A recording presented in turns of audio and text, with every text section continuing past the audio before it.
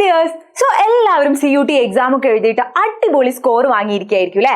Then ഓരോ യൂണിവേഴ്സിറ്റിന്റെ portal open ആയിട്ട് തുടങ്ങിയിട്ടുണ്ട്. അവിടേക്കൊക്കെ നിങ്ങൾ അപ്ലൈ ചെയ്യുന്നുണ്ടാവും. അതിന്റെ കൂടെ തന്നെ ഇതുപോലെ ഒരുപാട് മെയിലുകൾ നിങ്ങൾക്ക് വരുന്നുണ്ടാവും. ചിലപ്പോൾ നിങ്ങൾ അപ്ലൈ ചെയ്ത യൂണിവേഴ്സിറ്റിയിൽ നിന്നായിരിക്കും, ചിലപ്പോൾ അപ്ലൈ ചെയ്യാത്ത യൂണിവേഴ്സിറ്റിയിൽ നിന്നായിരിക്കും. അപ്പൊ നിങ്ങൾ ഒന്ന് ശ്രദ്ധിക്കേണ്ട കാര്യം എന്ന് വെച്ചാൽ ഒരുപാട് സ്കാമുകൾ വരാൻ ചാൻസ് ഉണ്ട്. അതായത് നിങ്ങൾക്ക് ചിലപ്പം രജിസ്ട്രേഷൻ ഫീ അടയ്ക്കാൻ വരും, അല്ലെങ്കിൽ അവിടെ പോയി റിപ്പോർട്ട് ചെയ്യാൻ പറയും. അങ്ങനെ ഒരുപാട് മെയിലുകൾ വരും. അപ്പോൾ നിങ്ങൾ എന്താ ചെയ്യേണ്ടതെന്ന് വെച്ചാൽ ആദ്യം അവരുടെ ഒഫീഷ്യൽ വെബ്സൈറ്റിൽ കയറിയിട്ട് അവിടേക്കൊന്ന് ജസ്റ്റ് യൂണിവേഴ്സിറ്റിയിലേക്ക് ഒന്ന് കോൾ ചെയ്ത് നോക്കുക. ഓക്കെ, ഞാൻ ഒന്ന് ചോദിക്കുക, ഇങ്ങനെ ഷോർട്ട് ലിസ്റ്റ് ചെയ്തു എന്ന് പറഞ്ഞ മെയിൽ വന്നിട്ടുണ്ട്, ഞാൻ എന്താ ചെയ്യേണ്ടതെന്ന് ഒന്ന് വെറുതെ ഒന്ന് ചോദിച്ചു നോക്കുക. അതായത് നമുക്ക് ഒരുപാട് സ്കാമുകൾ വരാൻ ചാൻസ് ഉള്ളതുകൊണ്ടാണ് ഇങ്ങനെ പറഞ്ഞത് കേട്ടോ.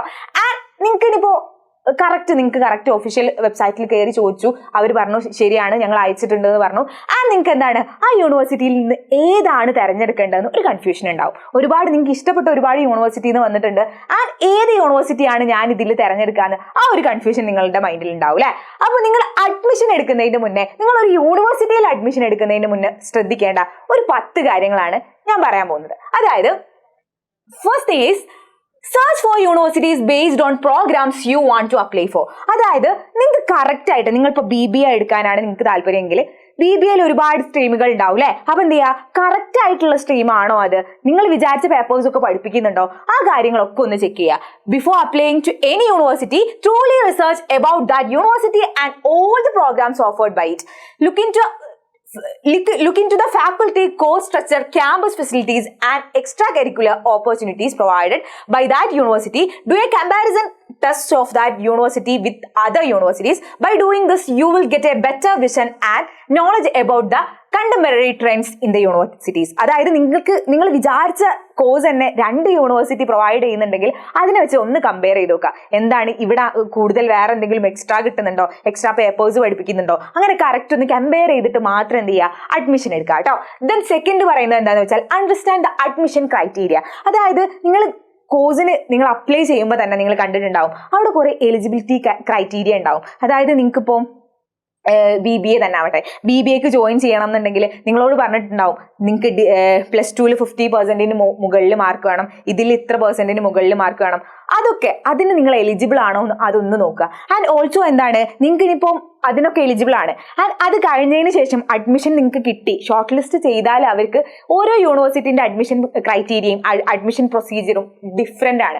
അതായത് ചില യൂണിവേഴ്സിറ്റീസ് എന്തായിരിക്കും, രജിസ്ട്രേഷൻ ഫീ നിങ്ങൾ അടച്ചാൽ മതിയാവും. അല്ലെങ്കിൽ ചില യൂണിവേഴ്സിറ്റീസ് അവിടെ നേരിട്ട് പോയി റിപ്പോർട്ട് ചെയ്യേണ്ടി വരും, അവിടെ നേരിട്ട് പോയി ഡോക്യുമെന്റ്സ് സബ്മിറ്റ് ചെയ്യേണ്ടി വരും. അല്ലെങ്കിൽ ചില യൂണിവേഴ്സിറ്റീസ് അഡ്മിഷൻ കിട്ടിക്കഴിഞ്ഞാൽ നിങ്ങൾക്ക് ചിലപ്പോൾ പേഴ്സണൽ ഇന്റർവ്യൂസ് ഉണ്ടാവും, അല്ലെങ്കിൽ ഗ്രൂപ്പ് ഡിസ്കഷൻസ് ഒക്കെ ഉണ്ടാവും. അപ്പോൾ ഓരോന്നിന്റെയും അഡ്മിഷൻ ക്രൈറ്റീരിയ ഡിഫറെന്റ് ആണ്. അപ്പോൾ എന്ത് ചെയ്യുക, അഡ്മിഷൻ ക്രൈറ്റീരിയയും നിങ്ങൾ കറക്റ്റ് അറിഞ്ഞിരിക്കുക. ഓക്കെ, ദെൻ തേർഡ് വരുന്നത് check the accreditation and recognition. അതായത് നമ്മളുടെ സെൻട്രൽ CUTന്റെ അണ്ടറിൽ ഒരുപാട് സെൻട്രൽ യൂണിവേഴ്സിറ്റീസ്, സ്റ്റേറ്റ് യൂണിവേഴ്സിറ്റീസ് ഒക്കെ വരുന്നുണ്ട് അല്ലെ. അപ്പൊ കറക്റ്റ് UGCന്റെ അണ്ടറിൽ ഉള്ളതാണോ, എന്താ ഈ യൂണിവേഴ്സിറ്റി കറക്റ്റ്, ഞാനിപ്പോൾ നമുക്ക് സെൻട്രൽ യൂണിവേഴ്സിറ്റിയിൽ പഠിക്കാൻ വേണ്ടിയിട്ടല്ലേ നമ്മൾ CUT എക്സാം ഒക്കെ എഴുതിയത്. അപ്പൊ കറക്റ്റ് എനിക്ക് ഉചിതമായ യൂണിവേഴ്സിറ്റി ആണോ എന്നുള്ളത് ഒന്ന് ചെക്ക് ചെയ്യുക. ഈ കറക്റ്റ് നമുക്ക് ഇതിന്റെ റാങ്കിങ് എങ്ങനെയാണ്, നാക് ഗ്രേഡ് എന്താണ് വരുന്നത്, അതൊക്കെ ഒന്ന് ചെക്ക് ചെയ്യുക ഒരു യൂണിവേഴ്സിറ്റിയിൽ അഡ്മിഷൻ എടുക്കുന്നതിന് മുന്നേ. ഓക്കെ, ദെൻ അടുത്തെന്ന് പറഞ്ഞാൽ explore the scholarship opportunities. Okay, then നിങ്ങൾ CUT എക്സാം എഴുതുമ്പോൾ തന്നെ നിങ്ങൾ കേട്ടിട്ടുണ്ടാവും, നമ്മൾ അവിടെ പോയി കഴിഞ്ഞാൽ ഒരുപാട് സ്കോളർഷിപ്പ് ഉണ്ടാവും സെൻട്രൽ യൂണിവേഴ്സിറ്റീസ് ആണെങ്കിൽ ഉള്ളത് അല്ലെ. അപ്പോൾ നിങ്ങൾ കേട്ട ആ സ്കോളർഷിപ്പ് ഒക്കെ അവർ പ്രൊവൈഡ് ചെയ്യുന്നുണ്ടോ എന്നുള്ളത് ഒന്ന് ചെക്ക് ചെയ്ത് നോക്കുക. എന്തെങ്കിലും നിങ്ങൾ എന്ത് ചെയ്യുക, അവിടുത്തെ അലൂമിനീസിനോട് വിളിച്ച് കോൺടാക്ട് ചെയ്ത് ചോദിച്ചു നോക്കുക, അല്ലെങ്കിൽ നിങ്ങളുടെ യൂണിവേഴ്സിറ്റിയിലേക്ക് തന്നെ നേരിട്ട് വിളിച്ച് കോൺടാക്ട് ചെയ്യുക.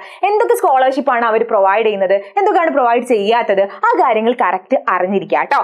ദെൻ ഫിഫ്ത്ത് വരുന്നത് വിസിറ്റ് ദ ക്യാമ്പസ്. അതായത് നിങ്ങൾക്ക് ഒരുപാട് കൺസേൺസ് ഉണ്ടാവും, ഈ ക്യാമ്പസ് അവിടെ വേണം, ഹോസ്റ്റൽ ഫെസിലിറ്റീസ് ഉണ്ടോ, ആൻഡ് ബോയ്സിനും ഗേൾസിനും സെപ്പറേറ്റ് ഹോസ്റ്റൽസ് ഉണ്ടോ, ലൈബ്രറി ഉണ്ടോ, ലാബ് ഉണ്ടോ, ദെൻ എവിടെയാണ് ഈ കറക്റ്റ് ലൊക്കേഷൻ വരുന്നത്, അങ്ങനെ കാര്യങ്ങൾ അതിനെ കുറിച്ചിട്ട് ഒരുപാട് വെറീഡ് ആയിരിക്കും ക്യാമ്പസിനെ കുറിച്ച്. അപ്പൊ നിങ്ങൾക്ക് പോസിബിൾ ആണെങ്കിൽ നിങ്ങൾ വിസിറ്റ് ചെയ്യുക ക്യാമ്പസ് കേട്ടോ. നിങ്ങൾക്ക് അത് പോസിബിൾ ആയിക്കൊള്ളണം എന്നില്ല, എല്ലാവർക്കും പോസിബിൾ ആണെന്നുണ്ടെങ്കിൽ അഡ്മിഷൻ എടുക്കുന്നതിന്റെ തൊട്ട് മുന്നേ എന്ത് ചെയ്യുക, ആ ക്യാമ്പസ് ഒന്ന് പോയിട്ട് വിസിറ്റ് ചെയ്യുക.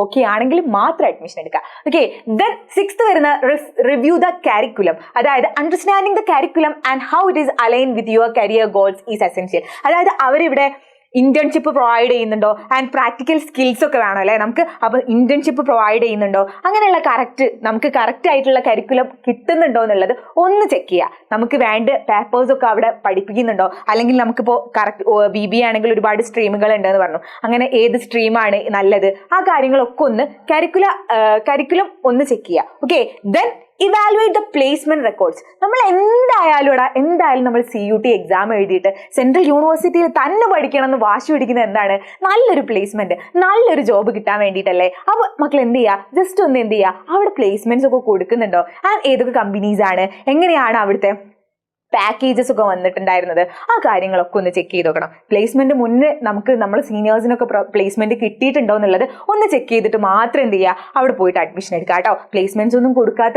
സെൻട്രൽ യൂണിവേഴ്സിറ്റി ആണെങ്കിൽ നമുക്ക് യൂണിവേഴ്സിറ്റി ആണെങ്കിൽ ഒരുപാട് വേറെ ഓപ്ഷൻസ് ഇല്ലേ. അപ്പോൾ എന്ത് ചെയ്യുക, ഓരോ യൂണിവേഴ്സിറ്റിയും തിരഞ്ഞെടുക്കുന്ന സമയത്ത് പ്ലേസ്മെന്റ്സ് ഒക്കെ അവിടെ പ്രൊവൈഡ് ചെയ്യുന്നുണ്ടോ എന്നുള്ളത് കറക്റ്റ് ഒന്ന് ചെക്ക് ചെയ്യുക കേട്ടോ. ദെൻ അടുത്ത 8th വരുന്നത് കൺസിഡർ ദി ലൊക്കേഷൻ. അതായത് ചിലപ്പോൾ ചില ആൾക്കാർക്ക് കൂടുതൽ ചൂട് പറ്റാത്തവർ, കൂടുതൽ തണുപ്പ് പറ്റാത്തവർ, കുറച്ച് ഉള്ളിലേക്ക് പറ്റില്ല, കുറച്ച് ടൗണിലാവണം, അങ്ങനെ ഒരുപാട് കാര്യങ്ങൾ ഉണ്ടാവും, ഓരോരുത്തർക്കും ഡിഫറെൻ്റ് ആയിട്ട്. അതായത് നമ്മൾ എന്തായാലും അതിന്റെ ലൊക്കേഷൻ എവിടാന്ന് കറക്റ്റ് ഒന്ന് അറിഞ്ഞിരിക്കുക. എവിടാണ് ഇതിന്റെ കറക്റ്റ് ലൊക്കേഷൻ വരുന്നത്, ഡൽഹിയിലാണ് എന്ന് പറഞ്ഞിട്ട് ഡൽഹിയിൽ ടൗണിൽ തന്നെ ആണോ, അല്ലെങ്കിൽ ഉള്ളിലേക്ക് കയറിയിട്ട് വേറെ എവിടെയാണ് സ്ഥലത്ത് വരുന്നത്, ആ കറക്റ്റ് ഒന്ന് ലൊക്കേഷൻ അറിഞ്ഞിരിക്കുക. ദെൻ 9th വരുന്നത് അണ്ടർസ്റ്റാൻഡ് ദ ഫീ സ്ട്രക്ചർ. അതായത് ഓരോ കോഴ്സിനും ഫീ ഡിഫറെൻ്റ് ആണ് വരിക അല്ലെ, ഓരോ കോഴ്സിനും ഫീ ഡിഫറെൻ്റ് ആയിരിക്കും വരിക. അപ്പോൾ എന്ത് ചെയ്യുക, കറക്റ്റ് നമ്മളുടെ ഫീ സ്ട്രക്ചർ എങ്ങനെയാണെന്നുള്ളത് നമ്മൾ അറിഞ്ഞിരിക്കണം. അതായത് സെം വൈസ് ആണോ ഇയർ വൈസ് ആണോ, എങ്ങനെയായാലും ഫീ സ്ട്രക്ചർ എങ്ങനെയാണ് വരുന്നത് എന്നുള്ളത് നമ്മൾ അഡ്മിഷൻ എടുക്കുന്നതിന് മുന്നേ അറിഞ്ഞിരിക്കണം. അപ്പോൾ അഡ്മിഷൻ എടുക്കുന്നതിന് മുന്നേ എന്ത് ചെയ്യുക, ഫീ സ്ട്രക്ചർ എങ്ങനെയാണെന്നുള്ളത് കറക്റ്റ് ഒന്ന് അറിഞ്ഞിരിക്കുക.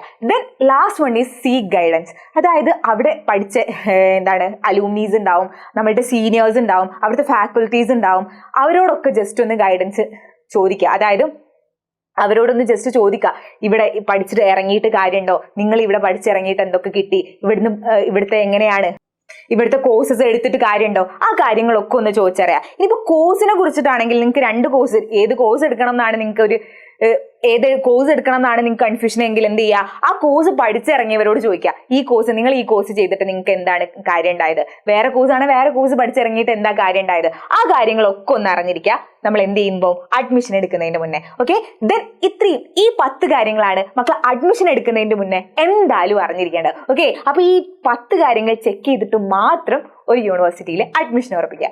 ഓക്കെ, ഇങ്ങനെ CUT റിലേറ്റഡ് ഇൻഫർമേഷൻസിനായിട്ട് നമ്മളുടെ ചാനൽ സബ്സ്ക്രൈബ് ചെയ്യുക, ആൻഡ് നിങ്ങളുടെ എല്ലാ ഫ്രണ്ട്സിനും ഷെയർ ചെയ്ത് കൊടുക്കുക കേട്ടോ. ബൈ.